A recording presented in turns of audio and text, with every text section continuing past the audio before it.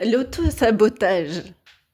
J'ai eu envie de vous parler de ça aujourd'hui. Pourquoi? Parce que en fait, je me rends compte que, il y a des fois et notamment sur la création d'entreprise, par moment, je suis une pro de l'auto-sabotage. Parce qu'en fait, je me suis rendu compte que, c'était avant tout lié à des croyances que j'avais. Alors ça, c'est toujours il y a toujours un lien avec les croyances, hein, que tout ce qu'on fait est lié aux croyances, encore une fois plus ou moins conscientes.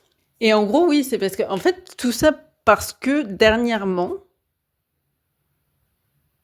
grâce d'ailleurs en partie à ce podcast, je me suis posé plein de questions. J'ai questionné des concepts et des croyances que j'avais, ou des concepts que je suivais, d'une manière différente de ce que j'avais fait jusqu'à présent, où je suis allée plus loin aussi sur certains questionnements. Et je me suis rendu compte, mais là vraiment très récemment, ces derniers jours, qu'une des choses qui m'amenait le plus, alors moi je dis à m'auto-saboter, mais en gros, c'est à, entre guillemets, faire de la merde sur certaines choses et notamment sur la création, en lien avec le développement de mon entreprise, parce que là, je suis à un stade quand même, je suis plus au niveau développement que création. Ça fait quand même quelques années que mon activité est lancée. Et en plus, justement, c'est par rapport à ça, parce qu'au début, j'ai commencé, entre guillemets, petit, doucement, parce que déjà, c'était ma 3e création d'entreprise et que les 2 premières, ça s'était mal passé. Et que la première, j'ai perdu tout l'argent que j'avais au moment où je l'ai acheté. J'ai perdu tout mon investissement.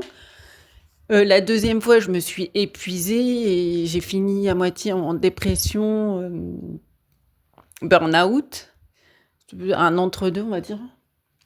Et puis, donc là, forcément, oui, j'avais envie, parce que je suis une entrepreneuse dans l'âme, donc j'ai cette envie de créer mon activité, et d'autant plus que, voilà, j'ai envie de faire les choses à ma manière, tout ça. Et donc, j'avais envie de le refaire, sauf que, je voulais, oui, cette fois, j'avais envie de me ménager, on va dire, et donc de le faire, d'une manière plus simple, d'où le fait que j'avais démarré avec une auto-entreprise, à mon rythme, tout ça. Et hem et en même temps, comme j'avais foiré les 2, foiré, même si, comme je le dis, derrière chaque échec, c'est une étape vers autre chose et on apprend toujours plein de choses. Mais bref, entre guillemets, à un certain niveau, on peut dire que j'avais foiré mes 2 premières créations d'entreprise. Donc j'étais un petit peu quand même, j'avais très envie d'y aller, et en même temps, j'étais un peu prudente et j'avais un petit peu peur. Mais malgré tout, voilà, mon activité a pris de l'ampleur, alors comme je dis, j'ai démarré super doucement, même en termes de chiffre d'affaires. Et puis c'est vrai qu'entre 2023-2024, mon chiffre d'affaires a quadruplé, sur les 2 années. Alors même si, bon, je suis pas partie de 100 000 €, hein, mais bon, c'est quand même, symboliquement, c'est quand même très, très représentatif que de quadrupler son chiffre d'affaires en un an.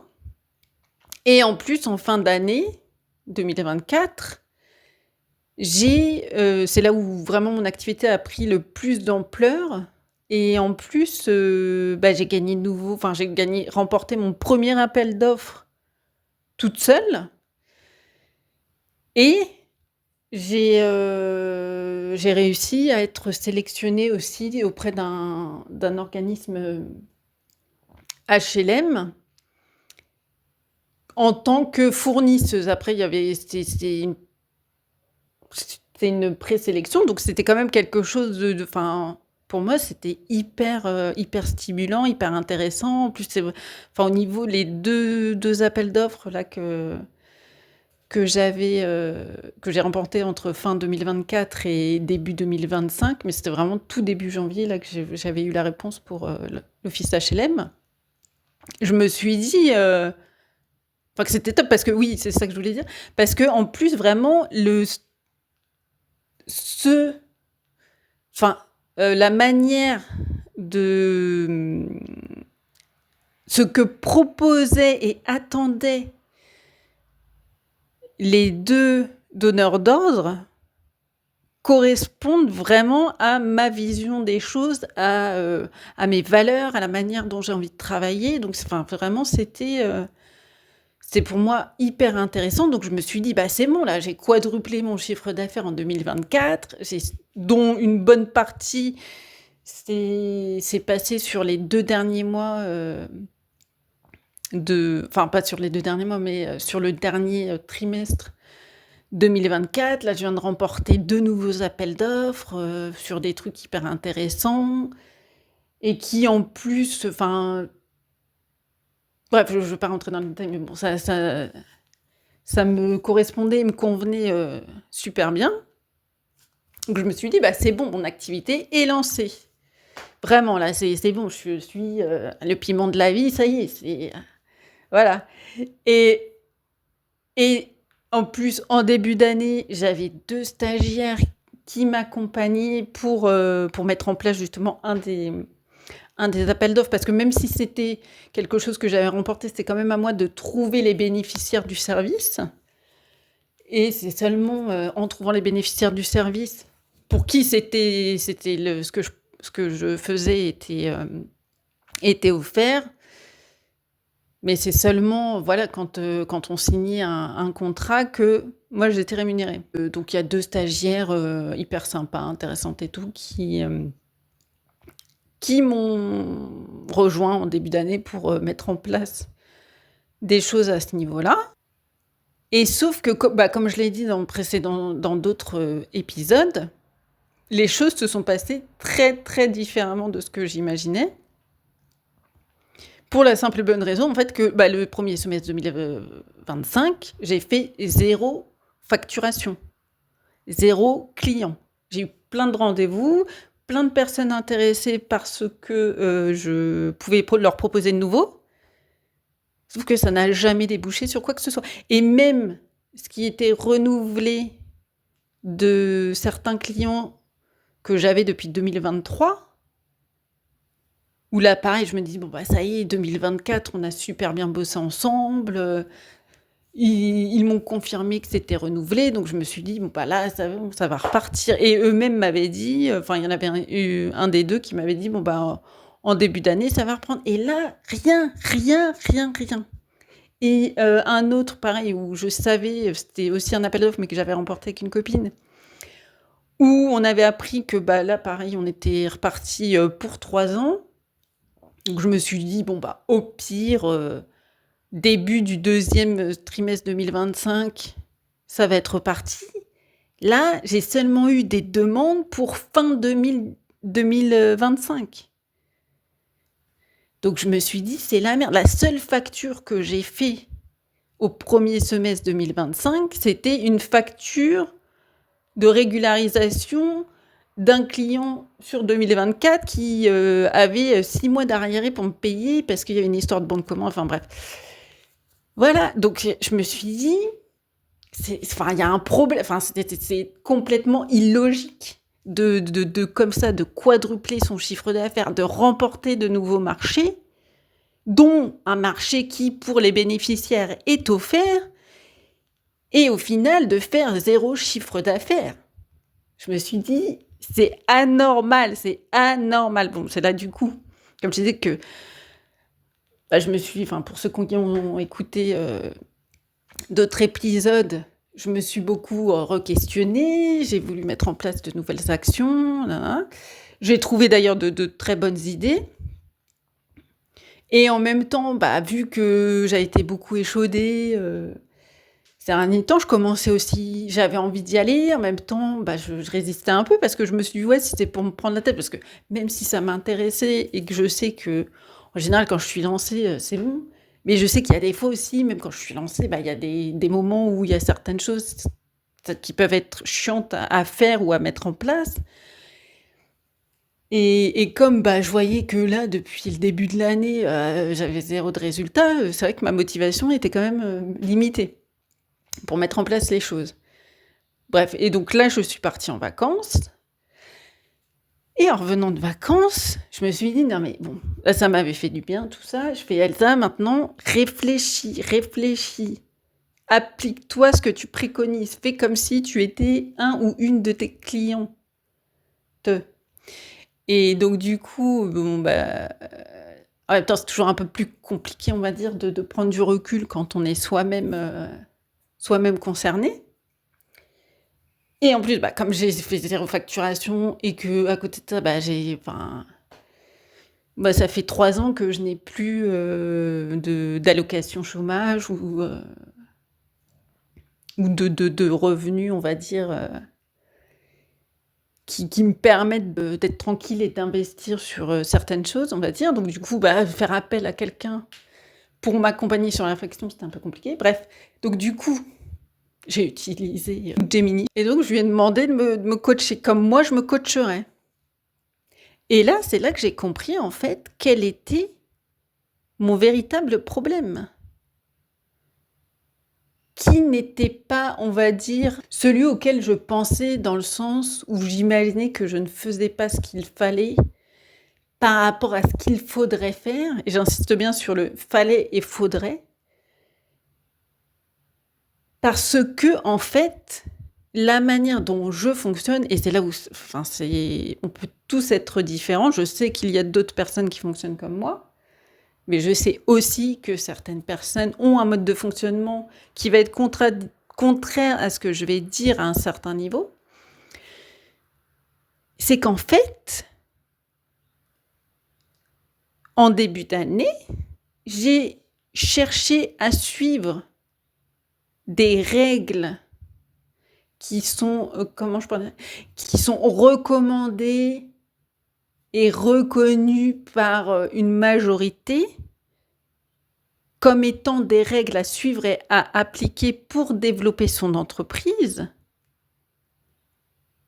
alors qu'en fait, la manière dont j'ai trouvé tous mes clients, dont j'ai toujours trouvé un emploi, sachant que j'en ai cherché régulièrement, vu que j'ai fait 15 ans d'intérim, que même quand j'ai fait mon BTS en alternance, j'ai changé d'entreprise entre la première et la deuxième année parce que je m'étais faite arnaquer, entre guillemets, par ma première entreprise. Et que comme moi, je suis un peu... con, je sais pas si c'est le bon mot, mais en tout cas, si on me prend pour une conne à un moment donné, je réagis. Hein. Donc, voilà, je me suis dit, bon, ok, ils m'ont prise pour une imbécile. J'avais démarré en septembre, donc c'était un petit peu compliqué, surtout que c'était à une époque où l'alternance était quand même beaucoup moins pratique qu'aujourd'hui. Donc du coup, je me suis dit, je reste cette année avec eux. Par contre, je cherche une entreprise pour l'année d'après. Et donc, je l'ai trouvée. Voilà, tout ça pour en revenir au fait que la manière dont j'ai toujours travaillé et qui m'a apporté des résultats concrets et des résultats qui correspondaient vraiment à ce que je cherchais, à ce que j'aimais faire, à travailler avec des personnes avec qui j'avais envie de travailler, même s'il y en a eu quelques-unes qui... surtout une expérience où ça s'est mal passé, mais en même temps, voilà, ça m'a apporté plein de choses à d'autres niveaux. J'ai toujours trouvé, en faisant, entre guillemets, l'inverse des règles que la société ou que le monde du travail ou que le monde de l'entreprise nous encourage à faire. C'est-à-dire que même si j'ai toujours eu une certaine discipline, mais là, ça c'est pareil, un jour je ferai un podcast sur la discipline parce qu'en fait, on a la société, beaucoup de personnes nous imposent une vision de la discipline qui est fausse. Mais bon, ça sera pour plus tard. Mais bon, bref. Donc, j'ai toujours une certaine discipline dans mes recherches d'emploi, dans le sens où je posais des actions plus ou moins régulières après, parce que, bah, en fait, finalement, enfin, je trouvais assez rapidement du travail. En général, le plus longtemps que je suis restée au chômage en cherchant un emploi, ça a été 2 mois. Et en plus, entre deux, j'ai quand même eu des propositions, c'était juste que ça correspondait pas à ce que je cherchais. Et puis il y avait eu quand même quelques petites missions ponctuelles que j'avais acceptées. Enfin bref. Donc j'ai toujours une certaine discipline, mis en place une certaine, entre guillemets, stratégie. Sauf que la différence, c'est que dans ma tête, c'était pas une stratégie. Déjà, je mettais à aucun moment je mettais le mot stratégie derrière. C'était juste quelque chose que je faisais de manière inconsciente et naturelle. Et qui surtout correspondait vraiment à ce que j'avais envie de faire pour trouver un emploi. Et que je le faisais d'une manière très, comme je le dis, naturelle en fait. À aucun moment je me disais tu dois ou il faut ou ce genre de choses. C'était plus ah bah tiens, je vais passer à l'agence, je vais déposer mon CV. Ou tiens, bah je vais appeler l'agence, savoir si ils n'auraient pas quelque chose. Mais vraiment, c'était plus, en fait, ça partait d'une pulsion. C'est ça que j'essaye de dire. Et les clients que j'ai trouvés, et d'ailleurs que ce soit les clients que j'ai avec l'entreprise d'aujourd'hui ou des clients que j'ai eus par le passé, ça a toujours, en fait, été le fruit, bah là, pareil, un peu d'une pulsion, d'une envie de me dire, bah, par exemple, pour les appels d'offres qu'on a remportés avec ma copine, c'était au départ, c'est moi qui lui ai fait suivre un lien parce que ça correspondait à son domaine sur plein de choses.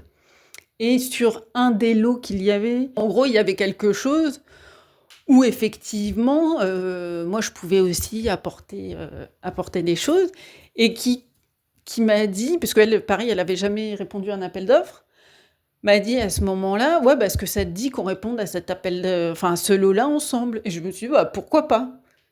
Et donc, du coup, là, on l'a fait ensemble, mais vraiment plus, en fait, bah, pour tester qu'en se disant, putain, on va le remporter, il faut qu'on le remporte, ou vraiment, enfin, je sais pas comment l'expliquer, mais c'était vraiment plus, ouais, pourquoi pas, quoi, on va dire, et puis en même temps, ça nous stimulait.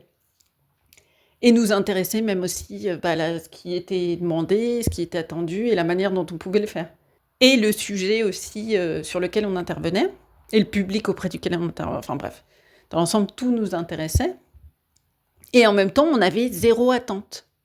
Si ce n'est que, voilà, de tester et aussi bien de tester les appels d'offres que de tester le fait de co-construire ensemble, quelque chose, enfin vraiment toutes ces choses-là.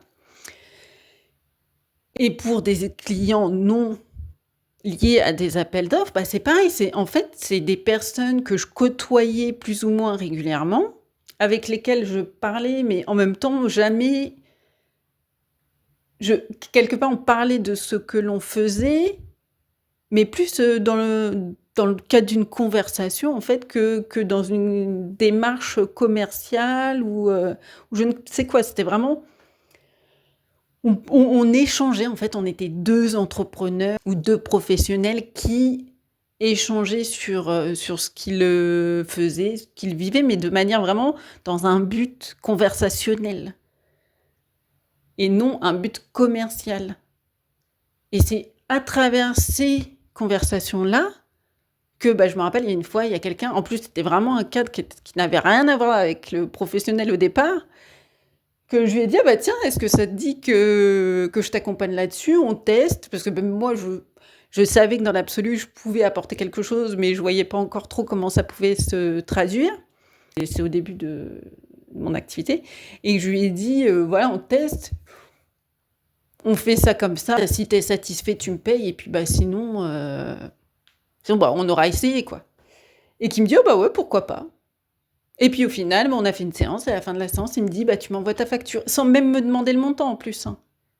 On n'en avait même pas discuté avant, juste il m'a dit: «Bah, tu m'envoies une facture». Je lui ai envoyé la facture en mettant un tarif qui me semblait, enfin qui était au-dessus de ce que j'avais l'habitude, Parce qu'en tête, je me disais en fait, c'est plus ça, ce que j'avais en tête, l'habitude de me dire que je devais facturer et ce qui se pratiquait plus ou moins, dans le truc, en me disant: «Ouais, bah, là, quand même, c'est j'apporte une vraie valeur, par rapport à la problématique sur laquelle on a travaillé et tout». Donc voilà, j'avais fait une propo enfin, j'avais fait une pro oui, si, dans ma tête, c'était une proposition. J'avais fait une facture, mais dans ma tête, c'était une proposition de facturation, voilà. Et en fait, bah, il l'a payé comme ça, direct, sans rien dire. Et même après, quand on s'est revus, il m'a dit: «Ouais, on aurait» parce qu'une fois, on avait parlé aussi de l'aspect commercial et lui est beaucoup plus, calé, on va dire, à ce niveau-là. Enfin, beaucoup plus à l'aise, voilà, c'est plus ça. Et qu'il m'a dit, «Non, mais on aurait dit que tu t'excusais presque de m'envoyer, ta facture avec ce montant», alors que pour lui, c'était rien, façon de parler, mais oui, il y avait rien de choquant pour lui dans le prix que je proposais. Enfin, que je lui facturais, parce que comme je dis, encore une fois, même si pour moi je proposais, pour lui, c'était la facture. Et donc tout ça pour dire, oui, voilà, que en fait, c'est en voulant suivre des putains de règles, qui appartiennent aux croyants, enfin, qui correspondent à des croyances populaires dans le monde de l'entreprise, dans le monde de l'entrepreneuriat, qu'en fait, j'ai planté quelque part mon activité. Enfin, en tout cas, en début de semestre. Après, je sais que derrière, en même temps, c'était une très bonne chose parce que ça m'a amené justement à réfléchir de nouvelles choses et tout, mais que si on se concentre sur un point de vue objectif, chiffré, stratégique, ça peut sembler être un plantage ce début de semestre. Et donc tout ça pour vous dire, et en fait après j'ai fait le parallèle aussi, bah, avec, et c'est comme ça que j'en suis arrivée à cette conclusion d'ailleurs, j'ai fait le parallèle avec comment je trouvais des emplois avant. Comment même, au-delà de l'aspect pro, j'avais pu avoir des opportunités et de supers opportunités par moment dans ma vie en général. Bah, c'est vrai que c'est toujours venu sans que j'aie d'attente, en fait. Juste en faisant les choses parce que j'en avais envie ou parce que voilà, enfin si, c'est quelque part, ou parce que, on me proposait un truc et que je me disais: «Ah bah, pourquoi pas?» Et c'est à chaque fois comme ça que les choses les meilleures et les plus intéressantes me sont arrivées. Parce que même quand j'étais intérimaire, comme je disais, bon, bah, voilà, je redonnais toujours mon CV réactualisé dans les agences dans lesquelles j'étais inscrite, un peu avant de finir une mission. Mais enfin, la plupart du temps, ça a été une entreprise où j'avais travaillé qui m'avait recontactée, alors soit directement, soit en repassant par, l'agence avec laquelle j'avais travaillé, soit un ancien collègue qui me proposait une mission, soit, bah, je mettais aussi de temps en temps, enfin, toujours plus ou moins, mon CV à jour sur des sites de recrutement. Ça m'est arrivé quelques fois aussi d'être, sollicitée comme ça. Ou même j'ai eu aussi parfois en faisant durer quand j'ai commencé un tout petit peu, les réseaux, mais là plus en tant que particulier, quand, après avoir repris mes études, enfin non, quand j'ai repris mes études, là, c'est pareil. Un jour, j'ai eu l'opportunité d'être prof, alors que jamais j'aurais imaginé être prof, et surtout sur la matière sur laquelle je travaillais. Et c'est pareil, en fait, c'est quelqu'un qui était prof, qui était professionnel de l'entreprise au départ et qui s'était réorienté en tant que prof, mais tout en gardant. Enfin bref, qui s'était réorienté en tant que prof et qui travaillait dans un collège où il cherchait des remplaçants et qui ont parlé comme ça à quelqu'un d'autre en disant: «Bah ouais, dans mon collège, ils recherchent des profs pour telle, matière». Et je l'entendais qui disait que ça avait pas spécialement enfin qu'il y avait pas besoin d'avoir de diplôme, de formateur ou ce genre de choses pour l'être, et bah, après je me suis dit: «Oh bah tiens, ça peut être intéressant», et donc je lui ai demandé moi des infos, là-dessus. Après, il m'a mise en relation avec la directrice de l'établissement et puis ça s'est fait et pendant 1 an, presque 1 an et demi, j'ai été prof remplaçante. Alors bon, entre nous, j'en ai chié par, moments et en même temps, c'est pareil, ça a été une super expérience, ça m'a apporté plein de choses et hem et oui, si c'était à refaire, je le referais et ça, c'est comme je dis, bah, c'était suite à un truc qui n'avait rien à voir avec de la recherche d'emploi que c'est venu à moi. Donc tout ça pour dire que si en fait, ce qui est important quand on est bloqué dans une situation et ce qui correspond, quelque part, enfin, c'est ce que je fais au quotidien quand, j'accompagne quelqu'un ou une organisation, c'est de comprendre où est le p point de blocage, mais dans le sens, c'est pas le pourquoi. Pourquoi quelle est la raison pour laquelle ça bloque dans au sens classique du terme, on va dire.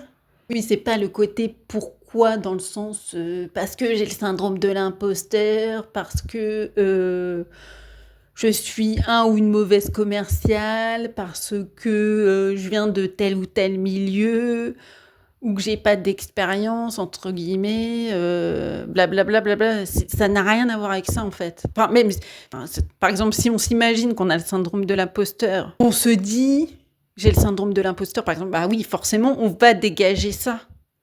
On va dégager de manière, consciente ou inconsciente, on va donner le sentiment à nos interlocuteurs ou nos interlocutrices que nous sommes illégitimes,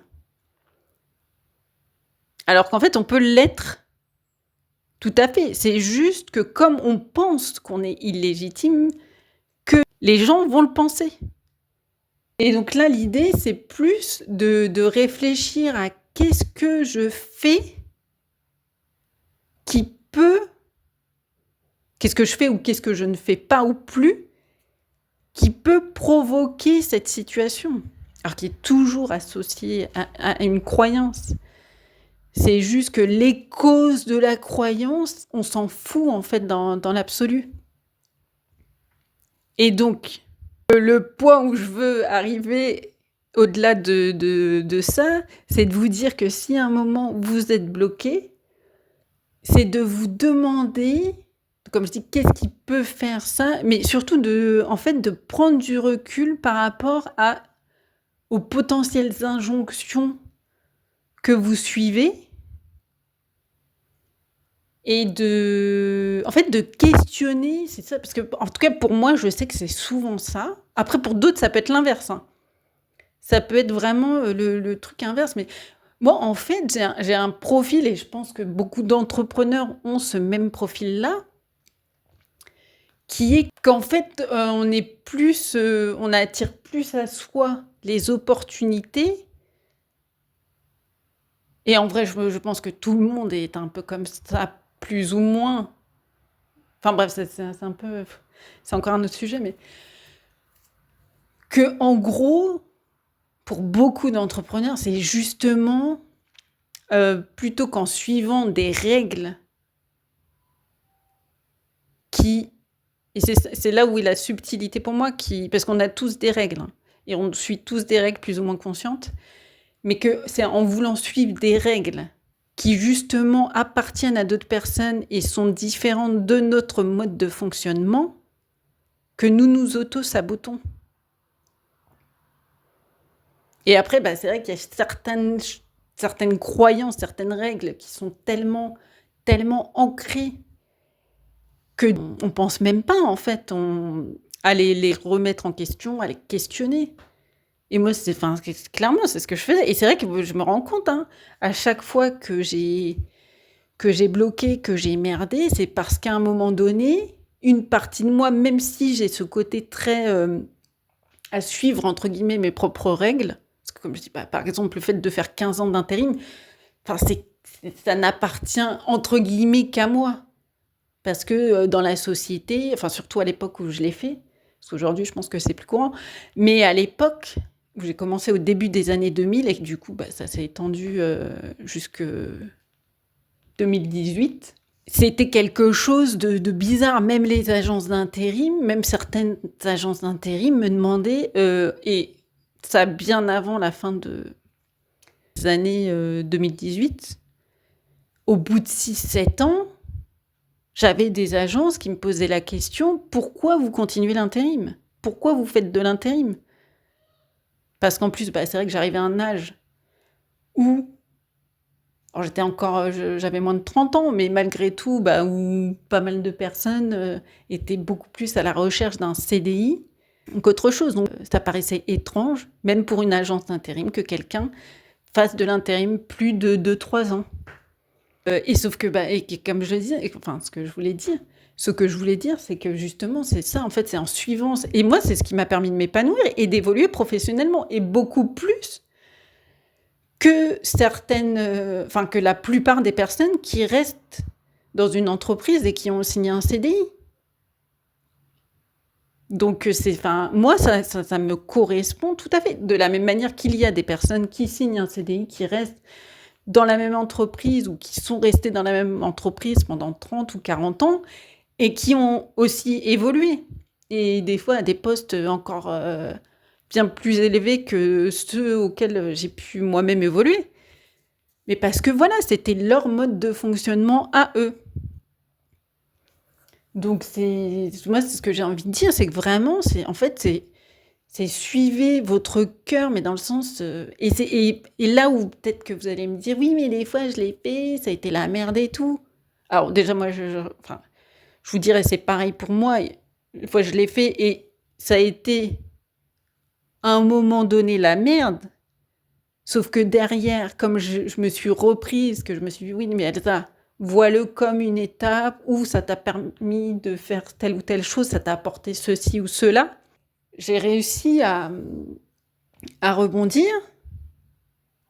Et que par contre, c'est si on se dit, ouais, c'est la merde, j'ai fait de la merde, en suivant mon cœur, en suivant vraiment mon envie, mon impulsion.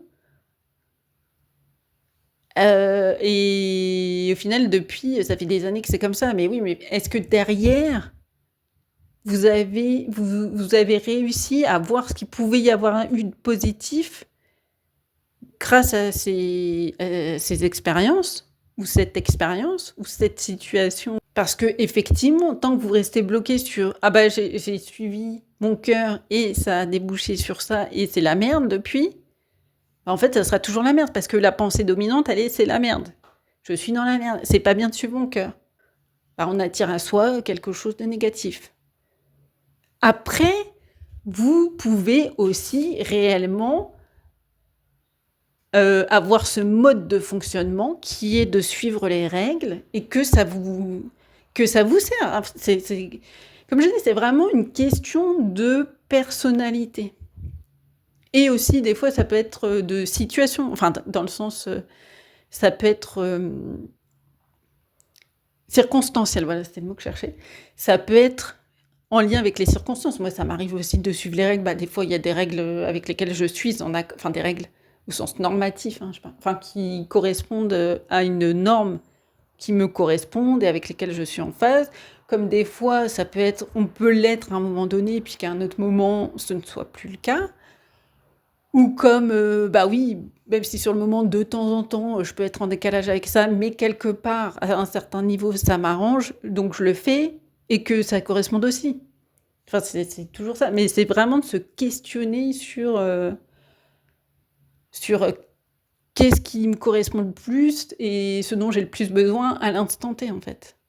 C'est ça, et de toujours réussir à voir le positif pour attirer à soi le positif.